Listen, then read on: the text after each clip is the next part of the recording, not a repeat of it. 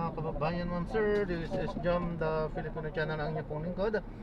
So today is June 23, 2026 at tayo ngayon ay pupunta yan sa may Shore 3 Residences, dito yan sa may Barangay 76 Pasay, at dadalhin po natin sa may Fami Residences sa may EDSA corner Revan Montes Street, Highway Hills of Mandaluyong po yan. Okay, magbabalik po tayo mamayang unti po pag nakuha na po natin sila. Disclaimer lamang po, content po natin ay kalsada at hindi ang passenger, kaya naman sakali man po na may marinig kayong mga pangalan na lugar, pangalan ng tao, pangalan ng organisasyon sa government of private man yan, ay wala pong kinalaman ng channel na ito at wala pong pinapatungkulan. Lahat po ng pinag-uusapan dito ay pawang dito lamang po yan sa loob at wala pong pinapatungkulan sa labas. Magbabalik po tayo mamaya mga pag nakuha na po natin sila. Samantala, makinig tayo ng mga nagbabagang balita at talakayan habang tayo ay papunta ganyan sa ating pick up area. At sa proseso na ngayon China ng around 2 million barrels ng crime in the Vietnam. Kasi aggressive na sila sa electric. Almost 50% na ng kanilang island. Kaya naman. So, nakatulong sa mga crime sa China at yun sa pag-ibig around 2 million ang Vietnam. Meron pa tayo mga 7 million na naka-lusot from Saudi Arabia na kanilang pipeline at Qatar around 10 million. Kaya estimate na mga around 5 million to 6 million ang nawawala. At pinupunan ito ng mga Israel. Pero yung 6 million ay mauubos po din at around 1.6 million barrels ang Israel. Kung mauubos yan, kung may itinatay sa Israel, may makakasigan talaga yung kung hindi ito maaabot. Okay. Kami ba ay nangangarap ng gising kung kami po ay aasa na maibabalik yung presyo sa P1 condition. Yung nasa 50 pesos. Ito naman ang inulit ng global cap. 12 months ang recovery. In fact, by January to July ng baka magbalik na sa normal of around 21 million barrels na from the cost. That's discounting other factors na masama ang balita, wala pong mangyaring gano'n. Looks like ibabalik ko tayo, walang issue kasi nakabalik na yung tayo. Wala ko yung issue, mag-settle on yung market. No doubt before the concept. Sa akin, marami pang factor ang wala pang disruption na naman yung mga sanctions ng US. At least, in this case, pinutulong din yung magiging impact not only on the income to ng supply, kasi yung sanction mawawala na. So, dito, medyo baka magmanda pa, kung makakabalik na at July yung supply at mawawala na yung sanction against Iran. Okay, sige, abangan namin sana July na. Parang Oo nga. July 2027. 2027 na, no? Para balik tayo sa 50 pesos level. In the meantime, Attorney Abad, salamat na. Thank you. Attorney Rino Abad, Director ng Oil Department of Energy. Ang pinakamagandang gawin siguro, usalan muna natin si Trump. Tapos talian natin ang kamay ni Israel. Diba? Ni Netanyahu, ha? Kinit mo na natin yung mga missile nila. Oo, sila ang pang-guluin, no? Oo, nagkakaayos na yung Amerika sila eh. Ewan ko ba? Good morning po. Anyway, sa ating pagbabalik mga kapuso, ang ating bagong balita. Montes ang pagmamahal. Sa ilang mga paalala. Oras po natin, alas 8:23, radyo na. Labanan ng fake news. Mga kapuso, sa dami po ng mga nangyayari at iniintindi natin sa araw-araw, abay hindi pa nagsisimulang araw natin, stress na tayo, totoo yan. Yung pagpasok mo ba sa opisina, pagod ka na agad, di ba? Unpredictable po talaga ang panahon ngayon, nakakababa yan ng immunity, kaya talagang cancel ang mga plano mo kung magkasakit ka. Pero para tigil ang mga kapuso sa inyong mga plano, mag-Potency Plus Zinc Advance every day. Pero po yung vitamin C, that helps as immunity booster. Zinc, that helps as immunity shield, plus vitamin D3, that helps as immunity support with proper diet and exercise. Yan mga kapuso ang power of 3 na makukuha mo lahat from Potency plus Zinc Advanced. Kaya sige lang, sige lang. Ascorbic acid plus zinc plus cholecalciferol is the generic name of Potency plus Zinc Advanced. If symptoms persist, consult your doctor. Oras po natin 8:24 ng umaga.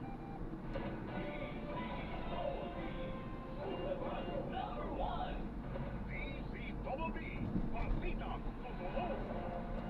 325. Ito ng DCSO. Hindi umuulong sa pagtulong.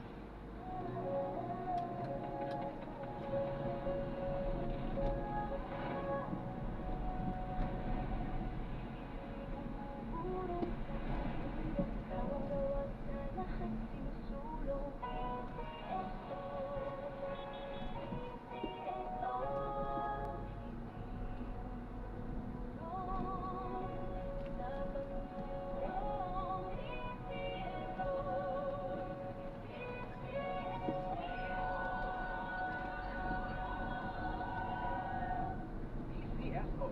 Hindi umuulong sa pagtulong. Tayo na sa iyo. Tayo'y magpatingin. Tayo na sa iyo. Sila'y eksperto magagaling. Sa iyo. Inyong mata ay mahalin. Iyo Executive Optical. Iyo Executive Optical. Ang eksperto magagaling. For state-of-the-art facilities, expert eye care, and affordable eyewear comes EO Executive Optical. EO Executive Optical. Love your eyes. Panatilihing masaya ang paglilibang. Magsakta ng oras at limitahan ang gastos sa paglalaro. Huwag magsugal kung nalulungkot. Huwag hayaang makasira ng buhay at pamilya. Para sa impormasyon ukol sa responsible gaming, bisitahin ang www.pagcore.ph. Isang mensahe mula sa Pagcore. Gambling is for 21 years old and above only. Gambling can be addictive. No moment is found. Bukas na ang Pagcore Photography Contest para sa entries ng mga Filipino photographers. Maaaring magpasa ng entries na may temang Kids at Play sa kategoryang conventional, mobile at drone categories. 8 grand winners sa bawat kategorya ang maaaring mag-uwi ng premyong hanggang 100,000 pesos. Ayon kay Pagcore Chairman at CEO Alejandro Tenco, ang mga tradisyonal na larong pambata ay humuhubog ng disiplina, tiyaga, sportsmanship at tatag ng loob. Para sa kumpletong detalye, bisitahin ang Pagcore Photography Contest 2026 official website sa www.pagcore.ph/photocon 2026. Smells good? Tikman natin. Sarap! Yummy! Everest Refrigerators. Love, ano ever best food mo in the world? Of course, yung ginawa natin together. Everest Refrigerators keeps food smelling fresh. Everbest from Everest. Everest Appliances, bringing quality and wellness close to home. Health, wellness, and energy saving. Everbest from Everest. Huwag tayong mistis. Gusto natin gumaling agad. Pero mas maiging gustuin malayo. Ang yakap ng PhilHealth, programa ng gobyerno na nagbibigay ng libreng pagpapakonsulta sa mga lab test. Kaya mayakap sa yakap ng PhilHealth. Yakap ng PhilHealth, tayo'y malayo sa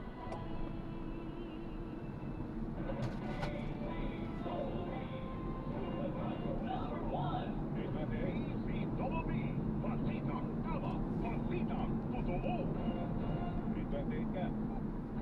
Mga balitang hindi nyo dapat palagpasin. Mga impormasyong bago at totoo. Dito sa Double B, bagong balita. Samahan sila Joel Reyes-Sobel at Rowena Salvacion sa Double B, bagong balita. Martes po ngayon, ika-23 sa buwan ng Hunyo, taong 2026. Narito ang mga balitang hindi po huli, hindi po patitinag. Ako po ang inyong kapuso, Joel Reyes-Sobel. Mga balitang siksik sa impormasyon, ako naman ang inyong kapuso, Rowena Salvacion. Samahan niyo po kami dito sa Double B. Bagong balita. Dalawang minor de edad na estudyante na nabaril at nakapatay ng 3 mag-aaral sa San Jose National High School sa lungsod ng Tacloban na i-turn over na po sa City Social Welfare Development Office ay kay Police Lieutenant Colonel Analisa Amesa, spokesperson ng Police Regional Office A. Patuloy pa ang kanilang investigasyon Pero lumalabas na napuli ang mga nasabing minor de edad. Samantala, ayon po sa may akda unang umiiral na Juvenile Justice and Welfare Act na si Senador Kiko Pangilinan, hindi pa pwedeng pakawalan lamang yung mga minor de edad na gumawa ho ng krimen. May parusa umano sa mga minor de edad na nasangkot sa krimen at may pananagutan din yung mga magulang ng mga minor de edad na yan kung matutukoy na sila ay nagpabaya. Bagong balita! Babaeng pulis na nagmamay-ari sa isang baril na ginamit na isa sa mga estudyanteng namaril sa San Jose National High School sa Tacloban City, inilagay na po sa restricted custody. Ayon kay Police Lieutenant Colonel Analisa Armeza, spokesperson ng Police Regional Office ACE, inalis na rin ang designation o yung hawak na pwesto ng pulis habang isinasa ilalim sa investigasyon. Maririn daw kung maharap sa kaso ang nasabing pulis. Samantala, inaalam pa kung paano napunta naman sa kamay ng isa pang estudyante yung isa pang baril na ginamit sa krimen na natukoy na nakarehistro pala sa isang security agency sa lusod ng Cebu. Bagong balita! Security protocol sa mga paaralan paigtingin matapos po ang pamarel sa Tacloban City. Ayon kay Education Secretary Sani Angara, magkakaroon po sila ng rekomendasyon sa kung paano mapapahusay ang mga security protocol sa mga paaralan. Kaugnay po nito, maigpit na po ang ilang mga paaralan tulad po ng Batasan National High School sa Quezon City kung saan gumagamit po yung mga gwardiya ng metal detector sa mga bag at iba pang gamit ng mga mag-aaral. Nag-inspeksyon na rin ang mga tauhan ng Manila Police District sa ilang paaralan sa Maynila. Bagong balita! National PTA Philippines iminumungkahi sa pamahalaan na bigyan na po ng tukoy na tungkulin ng mga magulang upang mas maging aktibo sa paggabay sa kanilang mga anak sa loob at labas ng paaralan. Kasunod ito na insidente na karahasan na kinasangkutan po ng mga mag-aaral. Ayon kay Willie Perez, National President ng National PTA Philippines, ang mga magulang ang maaaring umaksyon sa mga problema ng mga bata kasama na dyan ang bullying. Mahalaga rin daw po na magkaroon ng seminar para sa mga magulang. Bagong balita! Bagyong Francisco nananatiling super typhoon habang nasa dagat po sa silangan ng Northern Luzon. Huling namataan ng pag-asa ang mata ng bagyo sa layong 410 kilometers silangan po na Abari dyan po sa Cagayan. Sa ngayon, nakataas ang babala ng bagyo bilang isa sa Batanes at Ilagang silangang bahagi ng Cagayan kasama po ang silangang bahagi ng Bubuyan Islands. Hindi inaasa maglalandfall ang bagyo pero ito'y magpapaulan sa Batanes at Cagayan at posible rin po nitong hatakin o habagat na magpapaulan naman sa Palawan, Antique at Occidental Mindoro. Bagong balita! Kampo ni Senador Ronald de la Rosa nagsuko ng karagdagang 6 pa na baril. Ayon sa Philippine National Police Public Information Office, ito'y bilang pagtalima po sa revocation o pagbawi sa license to own and possess firearms at firearms registration ng senador matapos ang ma-issue na arrest warrant ng International Criminal Court. Dahil po sa sinukong 6 na baril, umakit na sa 26. Ang kabuang bilang ng mga armas na isinuko ng kampo ni De La Rosa. Nabatid na sa rekord ng PNP, si De La Rosa ay nagmamay-ari ng 117 na baril. Bagong balita! Mga report sa ating mga Super Radio reporters.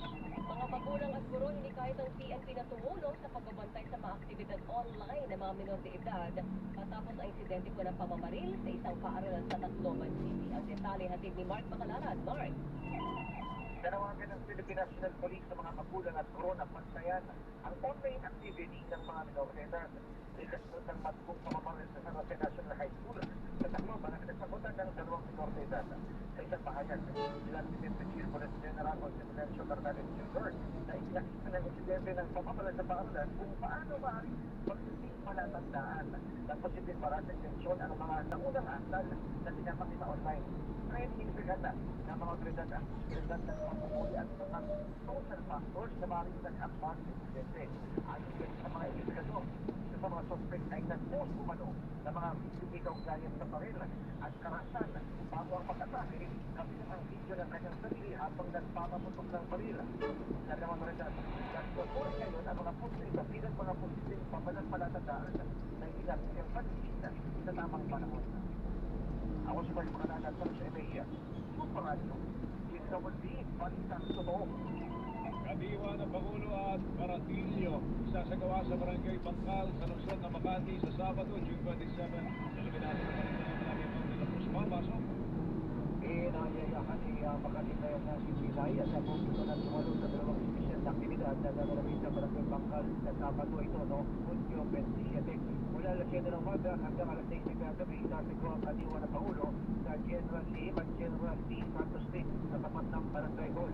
Ito ay mabibili ang kaniwa at pinalitan sa mga produktong agrikultura tulad ng bigas, gulay, prutas at iba pang pamunahing bilihin sa masabog-kaya sa presyo. Samantala mula alas 8 ng umaga hanggang alas 8 ng gabi naman ang Baratillo, ito yung flea market at street bazaar sa General Legion, Garcia at T. Santos Street. Tampok dito ang iba't ibang pre-loved items, collectibles, vintage products, handicrafts at iba pang paninda mula sa mga lokal na negosyante at street enthusiasts. Tayo din ang aktibidad na suportahan ng mga lokal na magsasaka at negosyante habang nagbibigay ng mas murang bilihin at may pang produkto para sa publiko. Ako si Mauro de la Cruz ng GMA sa Maradyo DZWD, Balitang Totoo. Bagong balita. At yan ang Double B, bagong balita. Ako po ang inyong kapuso, Joel Reyes. Ako naman po ang inyong kapuso, Rowena Santos. Tandaan mga kapuso, dito po sa Super Radio DZWB, walang kinikilingan. Walang pinoprotektahan. Noon at ngayong serbisyo. Totoo. Inyong napakinggan ang Double B, bagong balita. Walang kinikilingan, walang pinoprotektahan. Noon at ngayon, serbisyo. Totoo. Alright, siguro isa sa mga gusto nating paksain, mamaya makakuha natin si Undersecretary Malcolm Garma ng Department of Education. Like yung kasanayan ng mga gwardiya Totoo yan. sa pag-inspeksyon ng mga gamit ng mga estudyante. Kasi, alam mo, this is all over dahil kung ikaw pupunta ka ng mall, meron ng mga drumstick. Meron. Hindi nila, alam nila kung ano yung hinahanap Oo. nila. At the same time, pagka papasok ka ng parking, meron silang salamin. Sa ilalim, oo. Sinisilip yung ilalim ng sasakyan. Yung ilalim ng sasakyan, ano ba sinisilip nila? Saan ba nila dapat tinututok yung salamin? Oo. Para makita natin, ano pa naman? Kasi may mga, may mga daga sa ilalim ng Meron pa. kotse. Siyempre, sasakyan ko, wala lang taga. Kasi may mga, di ba, pinamamahay ng daga. Kaya pusa, hindi ko alam po anong hinahanap nila doon. Kaya yung iba normally, kaya may salamin yan, iikot at niladala yung Titignan nila kung may kung may bomba. bomba sa ilalim. Siguro, ako tingin ko lang kasi ang unang impression ko, parang hindi nila alam kung ano yung kanilang hinahanap. So, palagay ko yung kasanayan ng ating mga security guards. Gusto ko yung ugali na hindi niyo sumugod. Kay may threat, kay wala, dapat alam ninyo kung ano yung ginagawa ninyo. Ang tawag dyan, Weng, consistency. Totoo yan. At kahit pa regular halimbawa na pumupunta naman, madalas mo makikita at kilala mo na yung gwardiya, kahit pa, ulan natino pa rin yung gamit, di ba? Familiaridad ang tawag Oo, dyan totoo yun. Familiar na sa akin to, mabait na Oo. bata naman to eh. Hindi mo Totoo yan. alam, di ba? Kung Oo. ipitik eh. Baka daw kasi yun ang nangyari doon sa kahapon. Ipitik yung bata. Dahil yung bata, estudyante doon, nagkilala na yung mukha, hindi na tinignan yung ilalim ng mga bag, di ba? Sige, mamaya sa pagbabalik natin, makakausap natin Undersecretary Malcolm Garma, Undersecretary for Operations ng Department of Education. Yes. Oras po natin, alas 8:38. Radyo na, Hindi ba? labanan na fake Dapat news. totoo.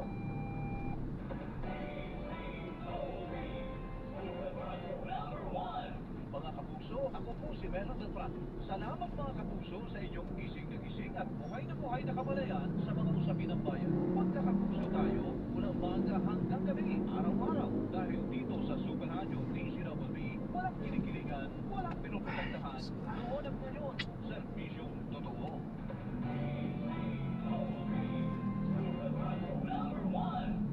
DZWB, Balitang Totoo. Bakit rifle ang pinipili mo? Kasi sa gamot, ayokong magkamali. Dapat hiyang sa akin. Kasi personal sa akin ang pagbili ng gamot. At dapat yung subok ko na. Minsan na akong sumubok ng iba, pero hindi ako hiyang. Kaya balik rifle ako. Mahirap magpapalit-palit. Alam kong hiyang na ako sa rifle. Kaya ako, kailangan hiyang. Kailangan right medicine, kailangan right medicine. If symptoms persist, consult your doctor. Pagdating sa gamot, kailangan yung hiyang. Kailangan right medicine. Kailangan right med.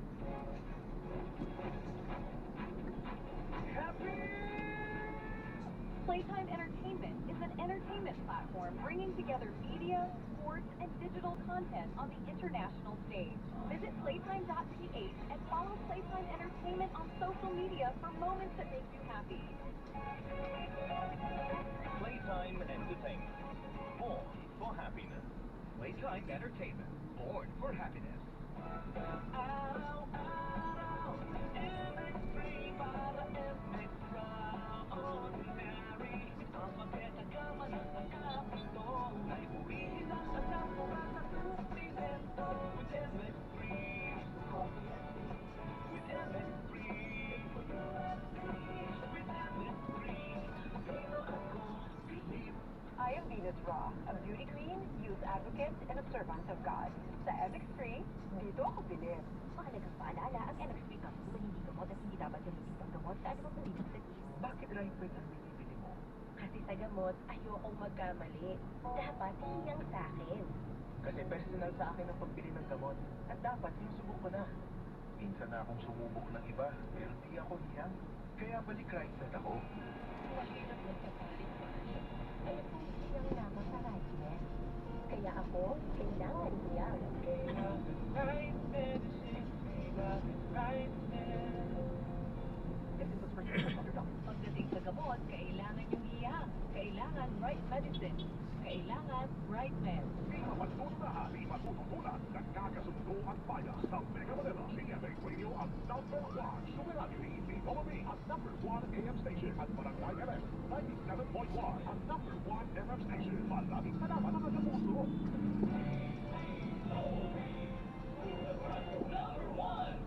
DWB Balitang Tama Balitang Totoo Taxi sa WB.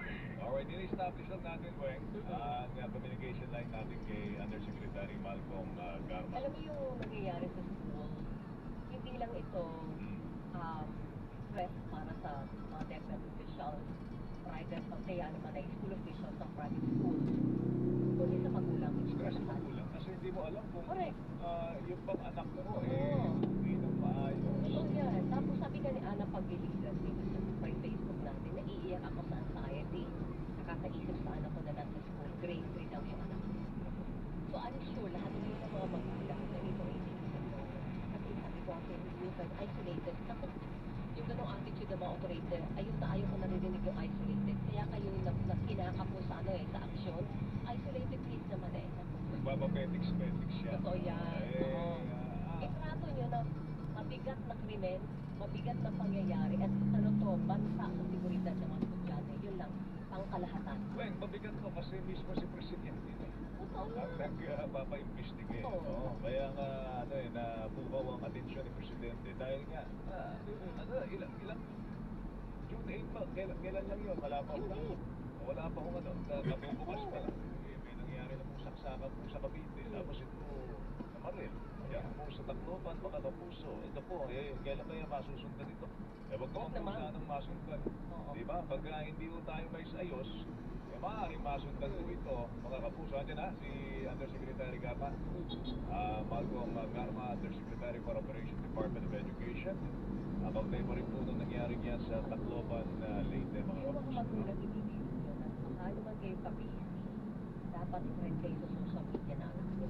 Yes. Para nasisilip nyo ang kanilang social media. Nasusubaybayan ninyo. Hindi pwedeng hindi. Hindi pwedeng hindi. It's a must. Di ba, John? Totoo. Ikaw ba? May social media ba si Izzy?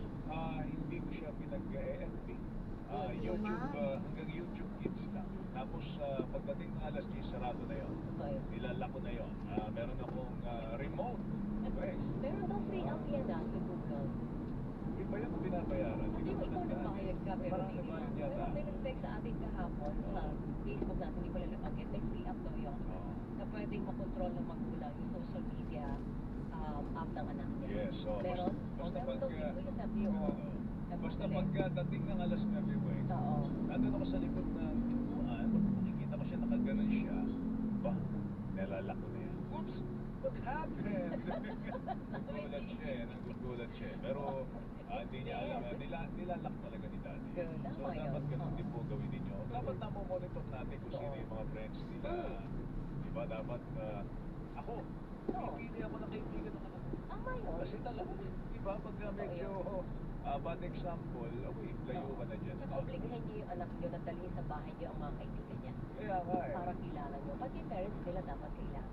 Kakilala mo. Yun ang barkadahin eh. Yeah. Kung sino-sino pinabarkada ninyo. Yung mga kaibigan, yung mga Ito yung kaibigan, kapitbahay yung ni magulang ng mga Chichota. kaibigan, Oo. ang dapat Di parang pinapabayaan. kayo yung community na mag-aalagaan sa isa't isa sa school eh. Totoo, Di ba? totoo. Ayan, gagamit na raw sila ng metal detector, ha? Sabi ng... DepEd? DepEd, oh. Talaga ba? Oo. Lagyan niyo po ng baterya. Baka wala po baterya. Huwag mo sabing solar din eh. Wala pa ng baterya, alam na kamote mo po ito. Kaya pala hindi namoto mo lang. Lalo sa pansot Ay, eh. Diyos ko. Naku, mahal ang baterya pagkagobyerno Oo mo naman. bili. Oo, bakit? Ha? Kasi Doble. no, Oo, sila. procurement law, nag-win. Naku! Bibigay natin sa ilang mga paalala. Dating mabubulag. Sige natin. Baka Oo. tsampahan natin si Undersecretary Garma. Nagre-ring lang po, Yusek. Oo, Sagutin niyo po ako. yung inyong pong telepono. Standby lang mga kapuso. Oras natin 8:45. Radyo na. Labanan ng fake news. Dapat oo.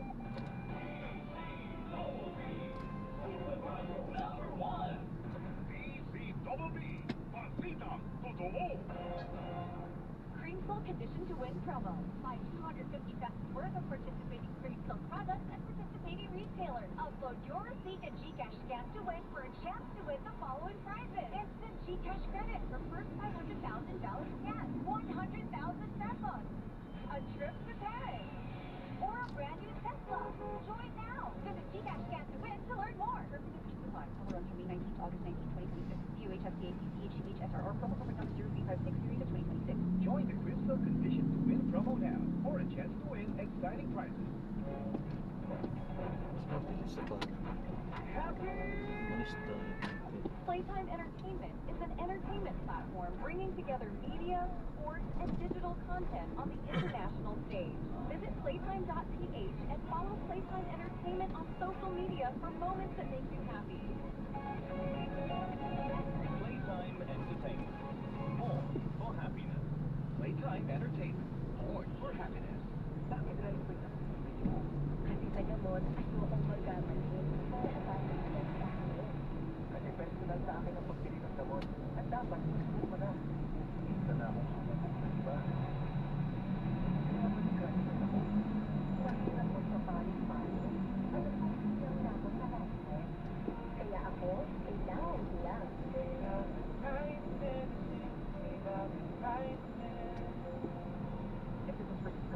Pagdating sa gamot, kailangan yung iyak. Kailangan right medicine. Kailangan right med. Araw-araw, every para extraordinary. Kapagkita ka man ang pagkakito, kahit hindi sila alam mo hanap ng simento. With MS3, with MS3.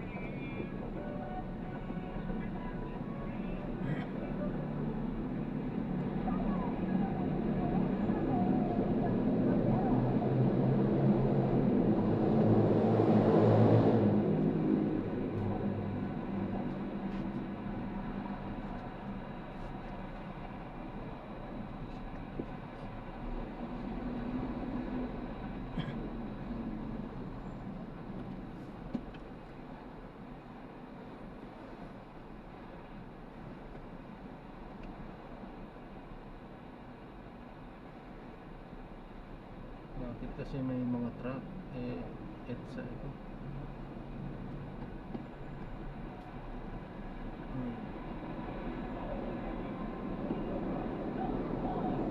DZBB, Balitang Tama, Balitang Totoo. Taxi sa WB. Hindi natin mag-using Barca kung sila sa briefing daw sa kasama ng Secretary Tony Abgara. So DepEd, anong paliwanag ninyo? Magpaliwanag naman kayo kung ano ang gagawin ninyo, di ba? Busy sila, busy. Ah. Busy sila. Ito, may app po na Family Link. O yun. Kaya niyo pong makontrol yung mga dinadownload na app ng inyong mga anak. Saka may criteria din daw sa YouTube na pwede mo i-set kung para kaninong age viewers. Yes. So, yun.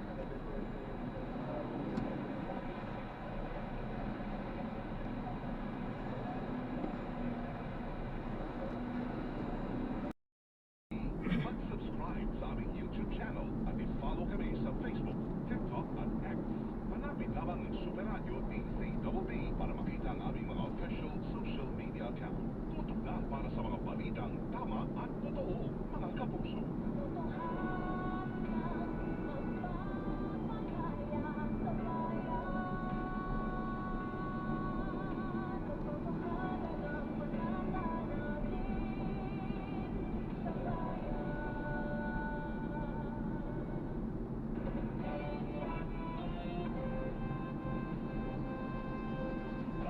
Sa balita, yan ang aming panata. Super Radio 594, lagi naka-alerto, serbisyo, totoo. Kapuso nyo sa radyo. Walang kinikilingan, walang pinoprotektahan, serbisyong totoo lamang, walang iwanan. May paninindigan, talagang kaasahan. Radyo 594, Kapatong Pilipino, lahat Super Radio. Serbisyo, totoo, walang kinikilingan, walang pinoprotektahan, serbisyo, totoo lamang, walang iwanan.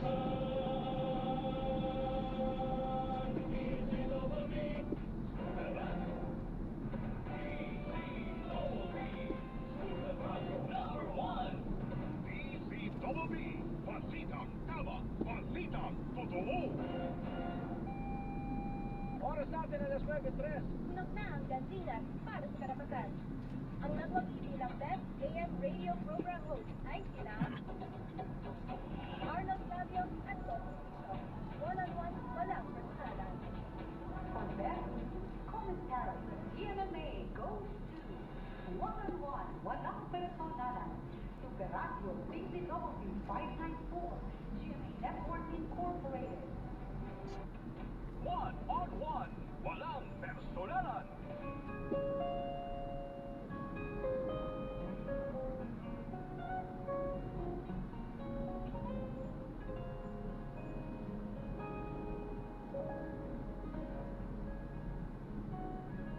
Kanina kausap ko yung Mare, si Noel Ison. May isang emergency first response instructor. Pinapagit niya. Yung mga nakikinig na magulang ngayon, alam ko nakakabakit sa nangyari dito sa Tacloban City. At dito sa Cavite, dalawang saksakan niya. Sinasabi ni Noel, pag naipit ka sa loob ng school room, o may ganon, may barilan, o may saksakan, o ano bang, ang sinasabi niya, run, hide, and fight. Tumakbo ka, palabas, okay. At pag tumakbo raw, nakalabas ka dun sa scene ng violent niya. Tumakbo ka na sa mga kinaukulan, parang yung official man niya, security guard ng eskwelahan, police yun, oo. So, kunyari, hindi ka naman nakatakbo. Maaari ka magtago sa ilalim ba ng school table o school chairs, baka maproteksyon na mo yung sarili mo. Pero kung talagang wala na, ano man ang mahawakan mo raw, gamitin mo ng pang-proteksyon sa sarili mo. Lumapang ka na doon sa nagdudulot ng karahasan. Tayo nakikiramay doon sa mga pamilya ng namatayan po at nakakalungkot, hindi ko lubos maisip kung ano ang nararamdaman ng mga magulang na inatid yung mga anak nila sa kanilang mga eskwelahan, hindi ba? Tapos uuwi na bangkay na. Iniisip mo nga ang paaralan din. Pangalawang bahay. Secured. Secured yan. Secured dapat yan.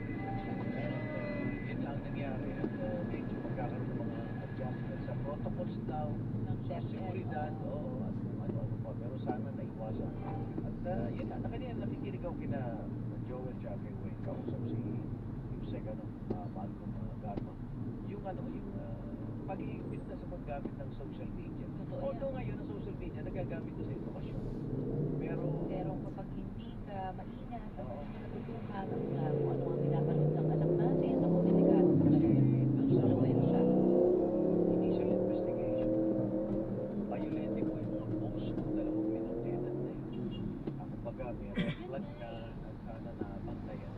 kailangan nabantayan. Kasi may mga pictures itong binatang isang, di ba, na nagpapakita na may hawak na siya ng baril. So, doon pa lamang, red flag na Tayo po kaya, talaga. tayo kay Yusek Garmo, parang random yata, no? Walang tinarget talaga. Wala. Kung sino lang talaga ang Kasi yung, makita nila, hinabol pa yung mga klase. sabi rin ng isang guro, 40 rounds, ibig sabihin nakapagpalit pa ng bagas ng Yusek. Lagay pa siya ng mga bala. So, abangan po natin yung apat na investigasyon. pong bala. Opo, mga minor po ito. At Hindi. nasa kustiya na sila ng DSWD. Pati yung tsahe na pulis, nasa kustiya rin na rin ng isang police station. Yes. So, alamin natin paano. Dapat niya tinago, oo nga eh. negligence ba doon? Meron talaga, nakuha eh, di ba? Yung bang may mga ganyang pagkakataon na meron po kayong mga armas, di ba? Dapat talaga yan nakalock. Dapat hindi nabubuksan ng mga bata, lalo-lalo na kung kompleto partner, may bala pa eh, di ba? Hindi lang baril eh. Tapos, yung sinabi rin ng isang guro, nakakabahala rin ito dahil sa kwento niya, pumasok yung bata no, na may baril, tinarget din siya eh, hindi lang siya tinamaan. Oo. Kaya parang ang tingin daw niya, random shooting ito. Kung sino, to whom it may concern, kung sino makasalubong, kung sino matarget. Hindi siya yung, kumbaga para may tinukoy na sinasabi initially as bullying. Sa ngayon, yung buong eskwela, walang pasok eh, baka sa Lunis pa Oo. next week. May sumasailalim sa mga Pati na Saan ba yung parang building na sumasailalim sa ilang mga psychological at nakakatroma. support, mga ganyan. So sana hindi na po maulit. Pag hindi ko sa Metro Manila, kasi ay nagsasabi nga, Amerika lang natin na mapanood. Oo, kung saan masimulan ito dito na Baka may mga nakakabahala. sunod Yes. na nangyari itong masundan ng ibang mga May eskwela. shooting, bata. Okay, alas 9:08, gagawa tayo ng follow-up po sa investigasyon kaugnay ng shooting incident na yan sa Mindanao. Paplota. Dako muna tayo sa Double B, bagong-bagong mga balita. Pasok tayo dyan, tama? Ito nga, Hindi po, sa kabila po. na namaril at nakapatay sa tatlong mag-aaral sa San Jose National High School sa Tacloban City. Doon po tayo. Napagalaman na hindi dumaan sa gate at tumuwid lang sa bakod kaya hindi nakita pa yung dalang baril ayon sa DepEd. Pagtataas ng bakod at pagpapaiting na seguridad sa mga paaral ay patutupad.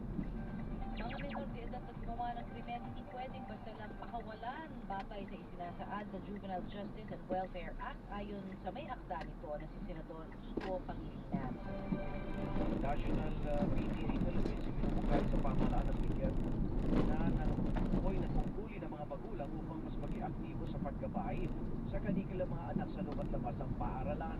Babaeng polis na nagmamay-ari sa isang baril na ginamit ng isa sa mga estudyanteng namaril sa San Jose National High School sa Tacloban City, inilagay na sa restrictive custody. Samantala sa ating banday bagyo, Thank you po. Bagyong Francisco Dito nga, na ingat po. naging super typhoon na pag nasa dagat. Ingat po, God bless Sa po. silangan ng Northern Luzon.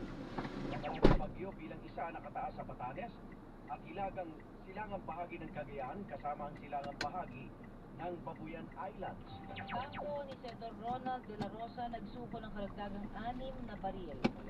Ako rin eh. Oras natin. Alas 9. Ayun, na-drop na natin sila. Grabe, Super Radio DCWB. Samantala. Salamat po sa panonood. Hanggang sa muli po, ingat at God bless. Paalam po mga kapatid. Sa